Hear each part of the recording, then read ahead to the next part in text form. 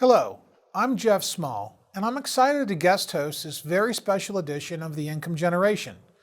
Today we're celebrating some of the best interviews from the show, including some of my own interviews from when I've had the pleasure of being your guest host in the past. It's hard to believe we've aired more than 115 episodes of The Income Generation, featuring some of the best financial minds of our time. Through it all, we've always had one goal, and that's helping you protect your hard-earned money and save for retirement. It's time to tune out the hype and focus on the facts that matter to you, the income generation. Let's get started. Get ready to separate reality from myth. With us, David Scranton. David Scranton. David Scranton. David Scranton. But David Scranton says, hey, not so fast. How does it affect the markets? How does it affect the economy? Thanks to efficiencies and new technology and a staff of veteran analysts and portfolio managers, Sound Income Strategies strives to set new standards and bring institutional style investing to your portfolio.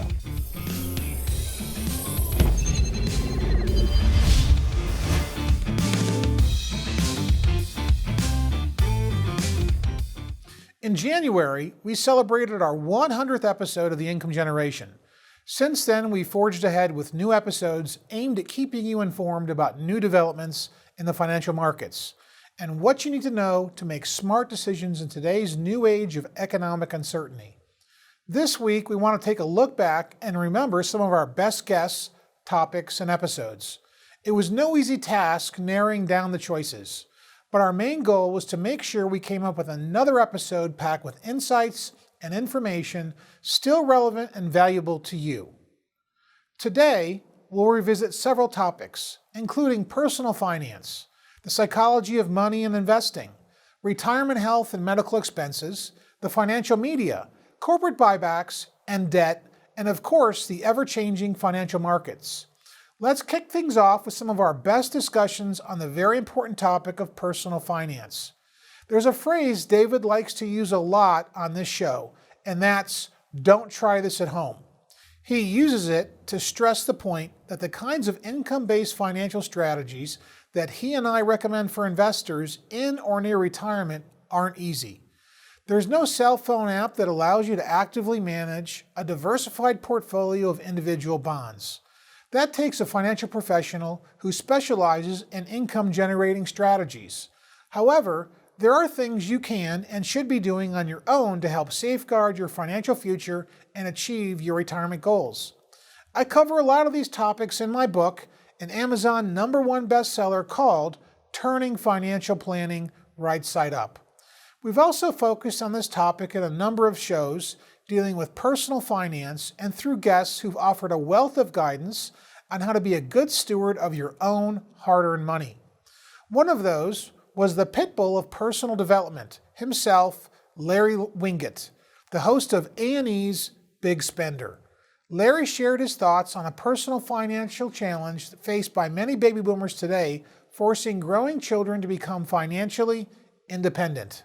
And here's the biggest problem I'm seeing is that people want to retire more simply, and they do want to cut back on all those other kinds of expenses. However, I saw a study recently that said that almost 2/3 of baby boomers, people approaching retirement, some of them already in retirement, are financially supporting their millennial children in some way. So the first thing that you have to shed is the dependent children that are grown and should be taking care of themselves. That would be where I would start. Now, some would say to you, gosh, Larry, that's easier said than done. You know, Papa might say, kick the kids out of the house so we can go on more cruises, but Mama's going to say, there are kids, we're not going to do that. So, Mama's wrong. Okay, that's simple. Mama's wrong. Well, Mama's wrong. Here's the deal. The goal of parenting is for them to go away. So you should have raised your kids with the ability to thrive and survive on their own at some point in their life. And to support them while sacrificing your own retirement, I think is sad and does your kids a disservice. Sure. And it does a disservice to your spouse who you worked hard to get to the place where you're finally able to say, let's not go to work anymore. Let's not we're not in a place where we can bring in any new revenue, generate any new revenue, and we're going to enjoy our lives. And you can't do that when you have so many things that are dragging you down. And that's just a place to start. Fair enough. Providing the children don't have any disabilities of sorts, you can push them out, kick them out of the nest, if you will, make them fly on their own, and they might be stronger because of it. But how about the members of the sandwich generation who have the opposite problem, who are caring for parents? You know, in the 60 seconds or so we have left in the segment, how do you handle that? That's not as easy. That's not as easy. That really isn't as easy, and I will totally agree with you on that. I'm much more sad for people who are that sandwich generation, and they're stuck between both sides, and now they're stuck with aging parents, and they have to do whatever it takes. And that's your mom and your daddy out there. You need to do what it takes. You know, there's only two ways to have more money, and that's increase income or decrease expenses. So you're going to have to go somewhere else to offset your expenses so you're able to take care of your aging parents. We've also had mortgage and investing strategist Chris Hogan join us a few times on this show. He's the author of Everyday Millionaires, and he's always has budgeting advice to help you, especially if you're at or near retirement. However, he's warning that not enough people are taking budgeting seriously. I tell people it'll take you around 3 months to get budgeting down pat, but don't let that prevent you from starting and having an understanding of your income as well as all of your expenses. Yeah, if you don't know what your goal is in terms of monthly expenditures, you can't hit it, right? You can't hit a goal that you can't see. But why is it that so few actually do it? Is it because they hate math, or is it much deeper than that, as I suspect? Well, I think, in talking to people in the over 20 years I've been dealing with money, I've really heard a lot of different stories, or as I like to call them, a lot of different excuses. But it really boils down to a couple of things. People either don't have the knowledge, and that means they don't know the steps or the process to go by, or they have fear. They're scared to do it because they've never done it before. And so it really boils down to people beginning to get the right kind of information and learning the steps to take. Like, it doesn't take a computer software to prepare a budget. You don't have to have highfalutin, powerful computer. What you need is a pencil and a piece of paper and having knowledge of your numbers, your income as well as your expenses, and really sitting down and understanding this, David. I want you to tell your money where to go instead of wondering where it went. That's a quote by John Maxwell. I absolutely love it, because what it does is it gives us back control. And when we have control, we can have confidence in what we're doing. So part of it is maybe fear. They don't know how to go about doing the budget. They think it's more complicated. But do you think some people feel constrained by a budget, and maybe baby boomers don't want to be constrained? Do you think that may be part of the issue, at least with the baby boomer generation, or the income generation, as we've now come to call it here on Newsmax television? Well, I appreciate you bringing that up, because that's actually the third. That feeling constraints. A lot of people have told me that a budget feels like handcuffs. They go, Chris, I don't want to do it because it tells me what I can't do. And the reality is it's actually the opposite. When you have a budget, as my friend Rachel Cruz says, it gives you permission to spend. That means you're able to do something without the regret or without the fear in the background, because you've allocated money aside to be able to do it. So now when you do that thing, you're able to enjoy it instead of feeling like you're going to have regret later or feeling buyer's remorse. Yeah, so it sounds like control. On one hand, they feel like, oh, if I have a budget, something else is controlling me. But what you're saying is essentially, if you have a budget, then you're controlling where your dollars are going. I think you're absolutely right. And it's so vital and so important, because when people feel in control, they can keep their hands on the steering wheel, as I like to say. And so really, it's a matter of understanding the budget is your friend, and it's a living, breathing thing. You don't want to do a budget at the beginning of the month and just set it aside. We want to do the budget, but also make sure that you're checking in on it. Are you staying on track? Are you spending what you said you were going to spend? And it allows us to make adjustments midstream. And so it's a lot like in a game. I'm a former athlete. Every coach comes out and they have a game plan. But in the middle of the game, you have to make some adjustments based on what your opponent is doing. Right. Well, in life will bring you some things. And so you need to be able to make adjustments. So keep your hands on your budget, stay in control, and then that way you can plan for things and not have things come up and surprise you. Having a good budgeting plan can help you prevent debt, or even help you get out of debt. It certainly helped Kirstie and CMU Banner. They're a married couple who spoke with David last year. They told him how they were able to get out of $50,000 worth of debt in just their first 15 months of marriage. So when you came into the relationship with debt, Who had the debt? That was you? Yep. That was you? Was me. Was the shoe collection, let me see there, is it shoes? Is that what it is? No, it was a car, student loans, all kinds of other stuff. All kinds of other stuff, okay. So now how far into the relationship, Sam, did you figure out that this debt existed? Within the first month of us dating, actually, because I was teaching a financial class helping people in our community eliminate debt. And I would meet with Kirstie on our date nights, and it just opened for a good conversation. How did your Tuesday night go? Well, this is what we discussed in class, and just kind of gradually made our way into that conversation because. So you were subtle about bringing into a new relationship, which is good. Yeah. And how did you accept that? I thought it was awesome. It was funny because I had actually gone through a similar course to the one that he was teaching prior to meeting him. Didn't quite grasp it, but I was already familiar with the concept. So I thought it was interesting to meet him, and he was so enthusiastic about it. I thought, like, okay, this would be helpful in really getting on track this time. Afterward, the O'Banners started the Fresh Start Financial Education Foundation to teach other couples how to successfully deal with debt and take charge of their own personal financial future. What types of strategies do you find work the best for people? Unity, first and foremost, being together, minimizing expenses. Kirstie's excellent at that. I mean, she changed where we shop for groceries, shaved our grocery bill down by in half, basically. Yep. So definitely minimizing expenses for sure. Budgeting together. Budgeting together. We ordered our debts from smallest to largest and just attacked each one, in order, and just used the momentum from paying off one to go towards the next, and just kept it going until we got to the last one. Now, I bet some of those things that you did at that time created habits after 15 months. Oh, absolutely. That even though now you can afford to spend more money being debt-free, absolutely. I bet some of those habits still stick, and they're making you even more financially sound since you paid off the debt, correct? Right. Yeah, that's what we tell people. This is not just until you eliminate debt. This is a lifestyle. Right. So this is not just for a short period of time. This is for the rest of your lives. We still have those budget meetings. We have those periods every 2 weeks. And so this is a lifestyle, and we still minimize expenses. We call various companies to try to say, hey, our bill's too high. What do you help us out? Last year, David was joined by the father and son doctor team, Ted and Brad Klontz. They're both financial psychologists and co-authors of Mind Over Money. The Klontzes shed light on financial disorders, how the psychology of money works against some people, and what they can do about it. What are some of the most common financial psychological disorders that you see when you talk to people?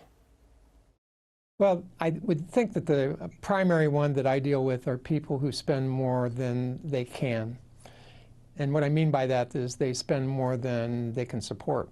But in today's age, it allows us, the world we live in allows us to spend more than we have up to a certain particular point in time, and then the spending that we've done is crushing. Kind of sort of catches up with you after a while if that happens, doesn't it? Yes. And the second, I would think the most common is one where the people just refuse to pay any attention to it whatsoever. And I think the third would be the people who are afraid to spend anything. We'll be right back after the break.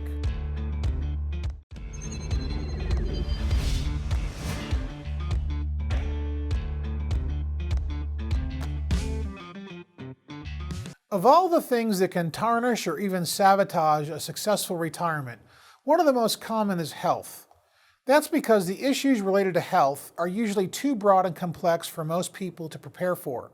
One thing that makes it so complex is that there are so many factors and contingencies to consider, like inflation and healthcare inflation in particular, the long-term direction of interest rates and the financial markets, the risks and benefits of different investment strategies, your children and potential great-grandchildren, and your lifestyle. They can all impact your physical, emotional, and financial health in equal measure, and each of these areas is essential to a successful retirement. That's why a few months ago, David started the Health Series, focusing on the many challenges of medical and health care in retirement. In the first episode of that series, David spoke with a doctor, Jolie Silva, a psychologist who specializes in dealing with the psychological challenges of retirement, which for some can include depression, anxiety, and a loss of identity. What's the antidote? Well, how do you fix that when you're getting into retirement? What do they need to do in preparation for retirement So that becomes less of an issue. Well, and that's the key right there, the word preparation and planning, because most people plan financially for retirement, which obviously is huge, but people don't plan or prepare for physical, social, psychological aspects of retirement. So one thing that has increased in popularity over the last decade is something called bridge employment. And that is, instead of having a drastic I'm working, I'm not working, to have some kind of part-time job in between the two that kind of helps with the transition. Another thing that's been shown to be super helpful, especially in decreasing dementia and hypertension, is volunteer work. Mm-hmm. So doing volunteer work, and when I say volunteer work, it's only beneficial for people who genuinely want to do that. If you feel as though it's obligatory or you're being forced into it, it doesn't show the same benefits. But doing those kinds of things and forming a social network is also huge, because most people who work, their social networks are in their jobs. So then when they retire, they lose that social network. So it's forming these new social networks that you can say is kind of an antidote to that stuff. In another health-based episode that focused on aging gracefully, author and psychologist Dr. Susan Krauss Whitborn shared her tips on how to maintain good physical, mental, and emotional health during retirement. She says maintaining your physical health and wellness is extremely important. We can't control all the chronic conditions that can afflict us or everything that life throws our way, but we can try as much as we can to maintain our physical, emotional, mental stamina. So I think that's really important. You can't be free of disease or illness, but you can really give it a good hard try. And then I think attitude is part of it, being kind of optimistic about aging, looking at all angles, but at the same time, and as I found in my research, kind of focusing on the positive, but being prepared for what other kinds of experiences might come your way, which might not all be that positive. What are some things that our loved ones that we can do for our loved ones that are aging to help them really age gracefully, as the title of the show would indicate? I think number one is don't sell your loved ones short because they're older. I mean, just as we discussed, social attitudes towards aging are still so negative, and ageism is everywhere, that if we carry this into our relationships with our elder relatives, it's only going to bring them down and kind of create a self-fulfilling prophecy. So on the one hand, you want to understand people's limitations, but on the other hand, you don't want to sell them short. And I think number two is, although, as you mentioned, the family, it's not the Waltons exactly anymore, many older adults do live within close distance of at least one relative from a younger generation, and many of them have very close contact. And even if they can't be physically close, social media have really helped. So staying in touch with older adults, don't let guilt get you. Oh, I haven't called my mother or grandma in a couple weeks, I better not call, I feel so bad. Get over it and make the approach if you haven't been approached already. So staying in touch and taking advantage of the many ways that we have to stay in touch now. And then number three is use opportunities to learn from elders. I mean, your show is about financial advising. And there's a lot to be learned from older, successful, retired adults, but there are also many skills that older adults want to share with younger family members, even if it skips a generation, as it does in many cases, and you're teaching the grandkids things that you weren't able to teach your own kids. Another, unfortunately, common threat to physical, emotional, and financial health during retirement is drug and alcohol dependence and addiction. Treatment specialist Mark Leeds shared some of his insights with us on this difficult issue. Physical dependence is common with many medications, not only opioids. There's antidepressants, there's blood pressure medications. If a person were to stop the medication suddenly, they would suffer from physical withdrawal symptoms. When it comes to addiction, that's different from just physical dependence. When a person is addicted, they tend to compulsively use a substance and repeat a harmful action over and over again, in spite of knowing that it's harming themselves and it's hurting the people around them. It's definitely true that older people over the age of 55 may be at a higher risk for developing addiction if they're suffering from grief, isolation, depression, anxiety, If an older person does go for the treatment of chronic pain and they're prescribed an opioid, the doctor who prescribes their medication should be aware of that and pay close attention to that possibility that that patient may develop an addiction. Another frequent health-related challenge faced by many retirees is that of caring for an ailing partner or another loved one. It can take a toll on every aspect of your health, but there are ways to cope and deal with it, as we've heard from guest Tony Rodriguez, a former executive who cares for his own ailing wife. My name is Tony Rodriguez. I am 68 years old. My spouse was diagnosed with Alzheimer's, and she already was suffering from lupus and fibromyalgia since 1995. I decided to kind of accelerate my retirement. All the day-to-day operations of the household that we tend to take for granted now all of a sudden falls upon my shoulders. After the Alzheimer's, she happens to be a great cook. She doesn't remember how to cook anymore. So I have had to step into that. Sometimes it's more difficult, sometimes it's easier. In her case, her job is just to be happy, which she demonstrates constantly. One of the keys to ensuring good financial health in retirement is to have a good estate plan in place, a process that can start with a conversation with the right financial advisor. Author and former estate planning attorney, Catherine Hodder, joined us to share some of her insights on this important topic. Estate planning isn't just about taxes, and estate planning has to do with as much as you being alive as much as you being dead. So, for example, if you face an incapacity, which is a very likely event, you need someone to handle your finances, handle your medical decisions. And that's just something that the only way is addressed is through estate planning with legal documents. One of the biggest health challenges in retirement is the ever-increasing cost of health and medical care. As we've often pointed out, healthcare costs rise at a much faster and steeper rate than the general inflation rate, essentially doubling every 12 years. David has had financial coach and investing strategist Chris Hogan on the show several times, and we shared one of his most recent interviews earlier in the show.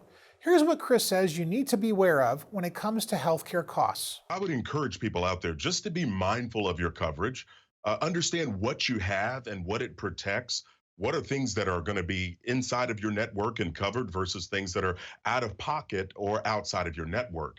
We have to have an understanding, and we want to go into it with our eyes wide open to know what it is, what it covers, and what are some potential gaps.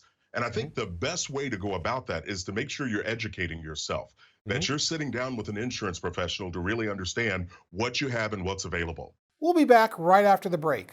When we come back, we'll talk about media bias and why you shouldn't necessarily trust the financial advice from those Wall Street cheerleaders you see on TV.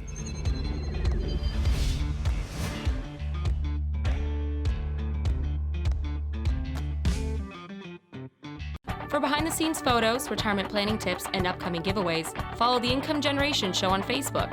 And don't forget to subscribe to our YouTube channel to watch video clips, guest interviews, and to catch up on past episodes. I believe another major challenge facing baby boomers is bias and misinformation in the financial media. In fact, I feel so strongly about this topic that I wrote about it in my Amazon #1 best-selling book, Turning Financial Planning Right Side Up, which I recommend you read. This particular challenge of identifying false or misleading information in the media has been made much more difficult over the last few decades with the explosion of cable television and the internet. Many Americans base their savings and investment decisions to some extent on news and information they get through financial programs, blogs, websites, and newsletters. But if the source of that information has a hidden motive, that puts its own needs or that of its advertisers ahead of your needs, then how trustworthy can it really be?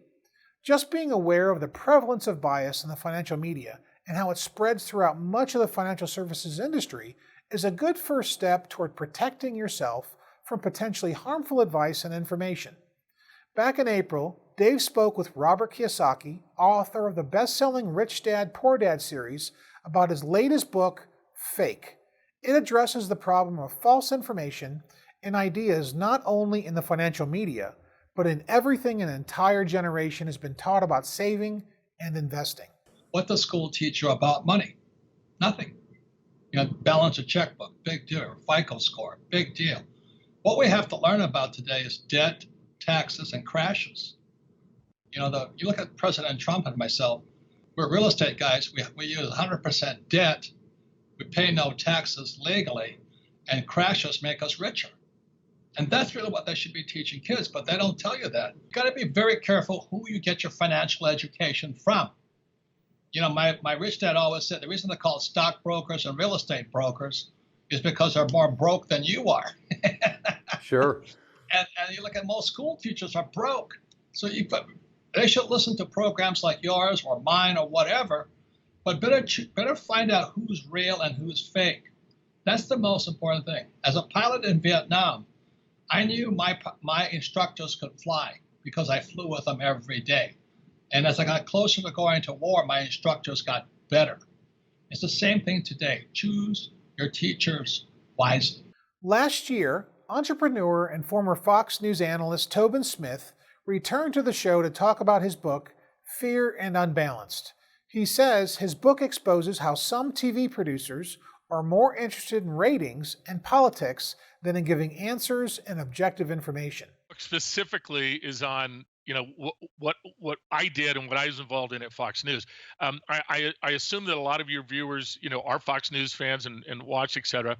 And I would guarantee you, David, that if you ask them, do you realize that almost every opinion program that I ever participated in, about 2,000 of them, by the way, was specifically scripted and rigged by the producers, by Fox News producers, so that I, the conservative person, would win the argument.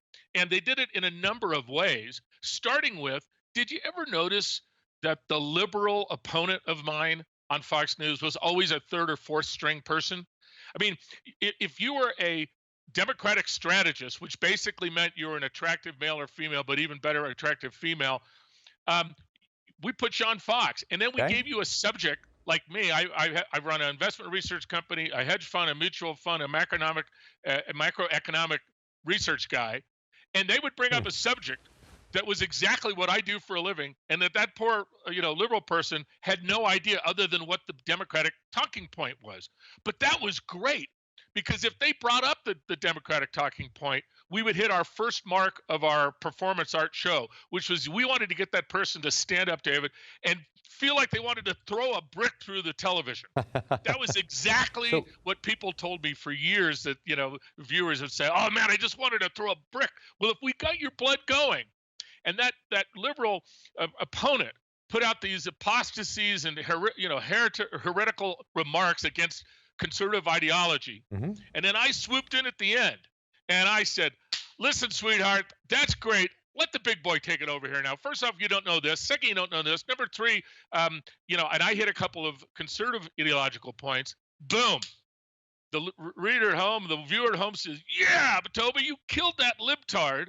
They get on Jack. I mean, they literally get a shot, not of adrenaline, but of dopamine, the really good stuff, the good chemical that makes you feel great. And this segment is over. So Go to basically, commercial, and we have you two minutes back. Yeah. So basically, they can't officially rig it because they never know what the liberal opponent, so to speak, is actually going to say. Oh, but that's wrong. But I guess if you take an all-star pitcher and you put him up against a double-A batter, chances are you stack the deck sufficiently, that batter is going to strike out. Right, and you're that all-star pitcher. Right, but David, that you have that wrong. We got every talk show, you get what's known as the point of view, the talking points, right? And they get emailed and back by all the combatants. The difference was I was live in Fox. A lot of times, the other conservative people were off like me. They're off on Skype or out on a satellite. I was in studio and I was in the production offices, and at 4:00 when everything was all tied up, then I would get my final instructions. I would get the final point. I would see what the final point of view from my opponent was. And then the producers would give me these script that basically say, here's how you kill them. Here's what I want you to hit. And last year, Kara Murphy of Sun America Asset Management shared some of her helpful tips on how to identify biased information and find good, objective financial guidance. Average investor needs to make sure that whatever their plan is, they stick with. That is the most important thing. We spend a lot of time making sure that we have the right message about our products, right? So we have to make sure that we understand what goes into our portfolios, what we're holding, and more importantly, sometimes the process by which we get there. So we spend a lot of time talking about process. We talk with a lot of advisors about the way that we construct our portfolios, our systematic approach, how we view different factors, and how that all feeds into the end result of the holdings that we actually have in there. So it's very important to us to make sure that we get the message correct. And that's what we're really going for when we talk to advisors. So what you're basically doing is you're educating them so that they could better educate their clients and help the clients make informed decisions. Absolutely. And again, it's not just about the individual holdings that are in the portfolio, it's the process and how we get there, and to make sure that we do that on a consistent basis. Coming up after the break, we'll talk about alternative investments and why investors are seeking out these types of assets, along with some of the potential downsides.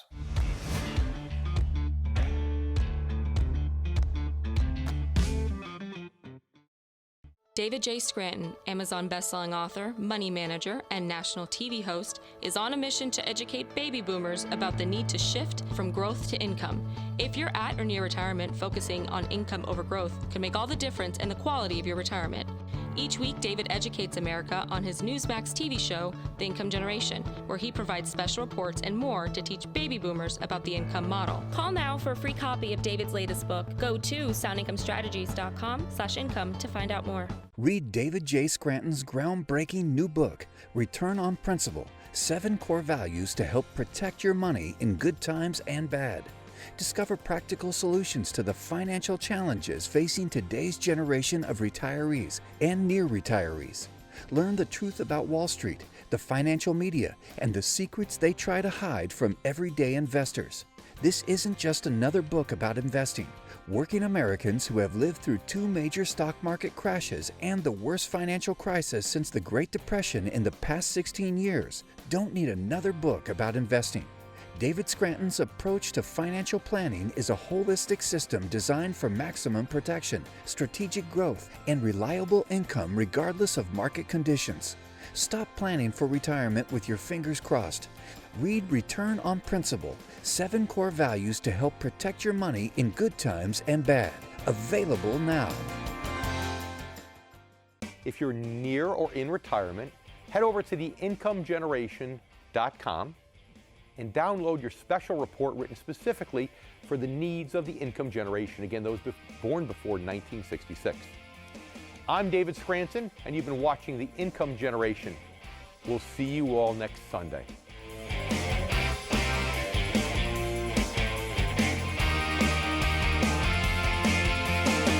David J. Scranton, Amazon bestselling author, money manager, and national TV host, is on a mission to educate baby boomers about the need to shift from growth to income.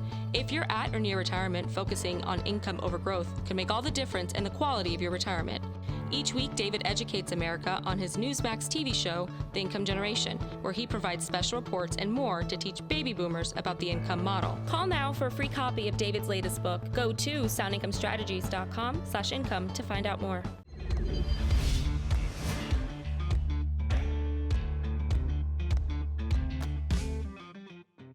As regular viewers know, we all talk about alternative investment strategies frequently on this show. But when we say alternative, usually we mean it in layman's terms. That's because when most people think about investing, they automatically think of things like stocks and mutual funds. So to most people, bonds and bond-like instruments and other types of income-generating strategies are the alternatives. But occasionally we'll focus on alternative investing in the technical sense of the word, meaning tools and strategies outside the realm of stocks, bonds, and cash, most of which are considered high-risk options. These include everything from private equity and venture capital to collectibles, and in some cases, real estate. Some alternative strategies have become somewhat popular with baby boomers, which is why we occasionally focus on the topic and on the risks involved.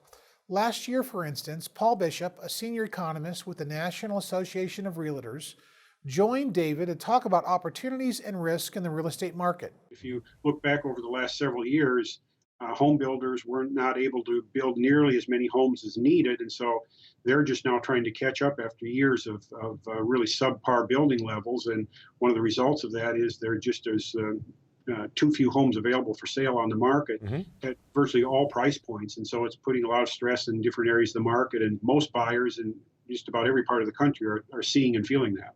Most homeowners are staying in their home for a longer period of time, and certainly that would include the baby boomers. Now, at some point, of course, most older baby boomers and the generations that follow will probably downsize and move to a desirable location to retire. But at this point, it doesn't seem like there's much urgency on baby boomers' part to make that transition. In fact, there's a lot of discussion and a lot of analysis done on this concept of aging in place. So how can baby boomers make their home more accessible even as they do get older? Because a number of baby boomers who have bought that dream home are maybe reluctant to trade it in for a much smaller home or move out of a community where they've built a lot of social connections. So I don't have no doubt that at some point most baby boomers will make that transition. But at this point, I think there's some evidence to suggest that they're actually pushing that decision further down the line than maybe previous generations have. The number of renter households has continued to grow. Part of that is a result of the millennials not being able to make that transition into home ownership, but there's also a lot of demand for rental properties and being a renter household among older generations as well. So from an investor standpoint, what we've seen is a lot of investment activity over the last several years, especially coming out of the financial crisis. And by our estimate, about 20% of the residential property that's sold each year is sold to investors. But maybe real estate isn't really your thing. Maybe you're thinking about the possibility of investing in something smaller, things like coins or cars or even antique toys. There are still potential risks involved in that type of alternative investing. Mark Hall Patton, a Century Artifacts and Collectibles scholar and well-known Pawn Stars consultant, joined David to talk about investing in collectibles. Collect what you like. Don't worry about what somebody's telling you. If you like it, go ahead and collect it, because it's very hard to generate a lot of money in collectibles unless you're buying really high-end, very rare material. I think that we're going to see an upswing in electronic devices. I think that you're going to see people in another 15 or 20 years looking back at their childhood and saying, oh, I want one of these. I want an iPhone, whatever, just to have it on the shelf, so that, my friends and I can look at it and laugh about the old days. Sure. And that's a lot of times that is what tends to drive collectibles. It's what you remember from your childhood. I would never say to, for example, invest in Coca-Cola memorabilia. There's a market for it today, but I don't think that market's going to hold up, because people today aren't going to look back at the iconic brand look and see it in the same way. That you have to, whatever you're going to invest in, if you like it, then invest. But if you want to make money on it, pick ones, you want to pick areas where there is a group of people coming up who are going to want to collect in that area in the future. Coming up after the break, why some pundits believe corporate debt may be a ticking time bomb for the U.S. economy.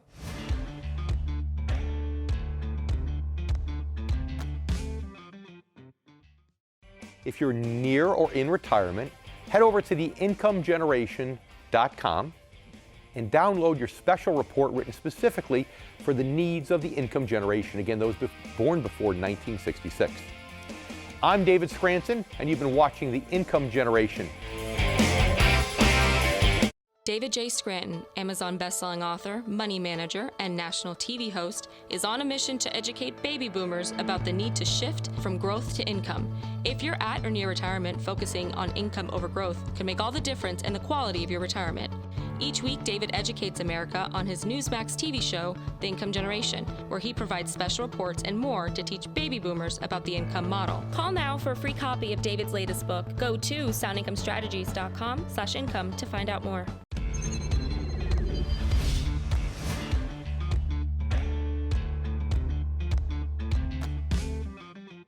The United States is one of the greatest places in the world to raise capital.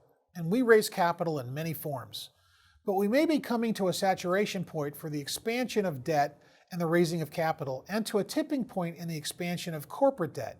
It's something I've discussed in my Amazon #1 bestseller, Turning Financial Planning Right Side Up, along with other vital stock market perspectives that you need to know. Over the past decade, companies have been taking on more debt, even as the economy was in slow recovery mode from the Great Recession. Low corporate bond yields since that time have forced corporations to borrow heavily in the bond market, increasing outstanding corporate debt by over 47% of GDP since 2008, when it is already high to begin with. All of this begs the question, could massive corporate debt be a tipping point for the next major market drop or even another financial crisis and recession?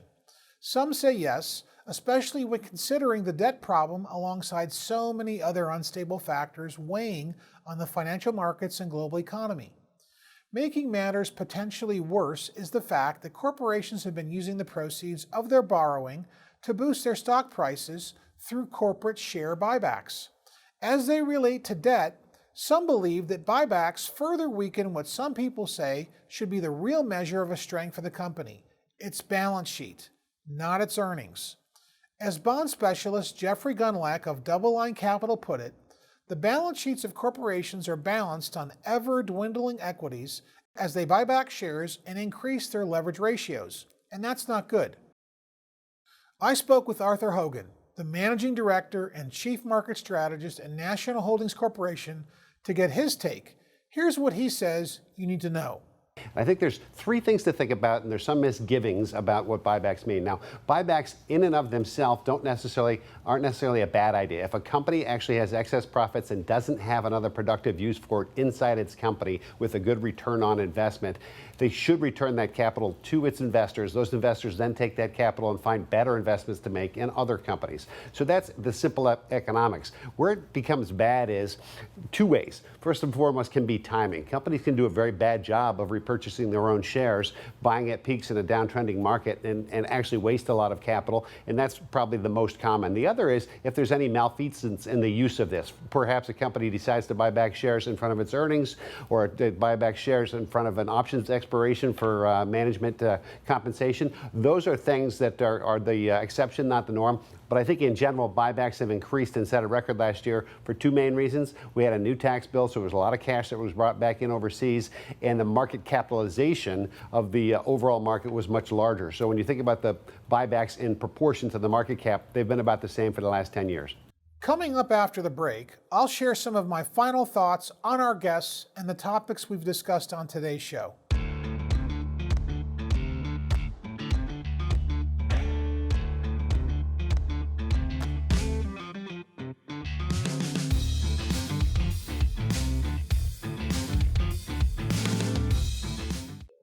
If you're a regular viewer, you know we frequently talk about the financial markets. In the post-financial crisis era of artificial economic stimulus, today's global markets are fraught with new complexities and unprecedented levels of uncertainty. It's important that investors at or near retirement be aware of ongoing changes and developments in the markets and their potential impact on your savings. We've been fortunate to have some of the great economic minds of our day stop in to share their market insights. I've had fun today revisiting some of our best moments and top interviews, and we look forward to compiling new best moments with new guests and new topics aimed at helping you protect your hard-earned money and achieve your retirement goals. And if you need even more advice, I recommend checking out my Amazon #1 bestseller, Turning Financial Planning Right Side Up, which is full of excellent information for everyday investors. Thanks for watching. If you're close to retirement and really want to know how to protect and maximize your money, it's absolutely essential that you stay informed and up to date. And right here is where you can do it on The Income Generation. I'm Jeff Small, filling in for David Scranton, and we'll see you next week. David J. Scranton, Amazon bestselling author, money manager, and national TV host, is on a mission to educate baby boomers about the need to shift from growth to income. If you're at or near retirement, focusing on income over growth can make all the difference in the quality of your retirement.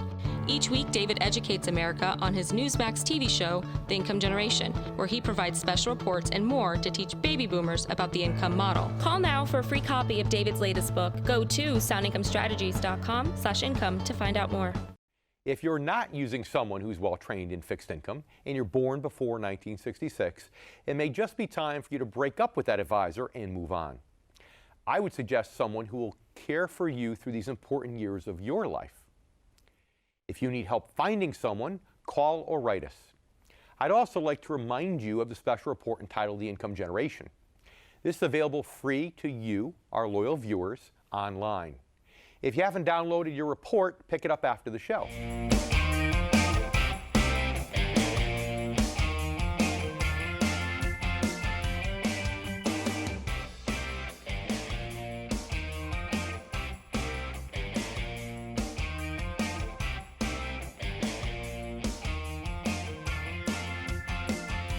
If you're near or in retirement, head over to theincomegeneration.com and download your special report written specifically for the needs of the income generation, again, those born before 1966. I'm David Scranton, and you've been watching The Income Generation. We'll see you all next Sunday.